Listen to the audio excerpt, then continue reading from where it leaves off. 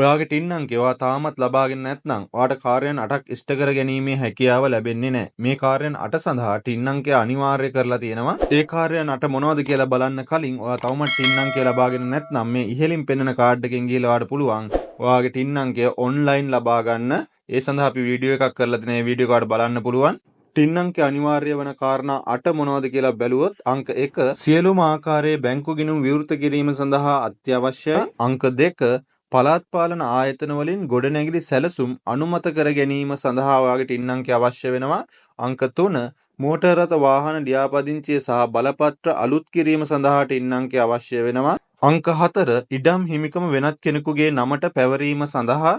අංක 5 ව්‍යාපාරයක් ලියාපදිංචි කිරීම සඳහා ටින් අංකය අත්‍යවශ්‍යයි. අංක 6 සමාගමක කොටස් වෙනත් පාර්ශවයක් වෙත පැවරීමේදී ටින් අංකය අත්‍යවශ්‍යයි.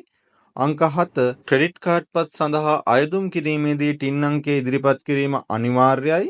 අංක 8 බදු කටයුතු සඳහා ඔයාගේ ටින් අංකය තිබීම අත්‍යවශ්‍යයි. ඒක ඔයා දැනටමත් දන්න කරුණක්. ඉතින් තවමත් ඔයා මේ කාරණා ඉෂ්ට කර ගැනීමට බලාපොරොත්තු වෙන කෙනෙක් නම් ඔයාට ටින් අංකය ලබා ගැනීම අත්‍යවශ්‍ය වෙනවා. ටින් අංකය ලබා ගැනීම සඳහා අපි කරපු වීඩියෝ එක ඔයාලට බලන්න පුළුවන්. ඒ වීඩියෝ එකේ සම්පූර්ණයෙන්ම ඔයා කොහොමද ටින් අංකය ලබා ගන්න කියලා පැහැදිලි කරලා තියෙනවා. ඉතින් මේ වීඩියෝ එක මෙතනින් අවසන් කරනවා. ඊවර්ට් මනි සබ්ස්ක්‍රයිබ් කරලා දිගටම අපිත් එක්ක රැඳී සිටින්න කියලා මතක් කිරීමක් කරනවා.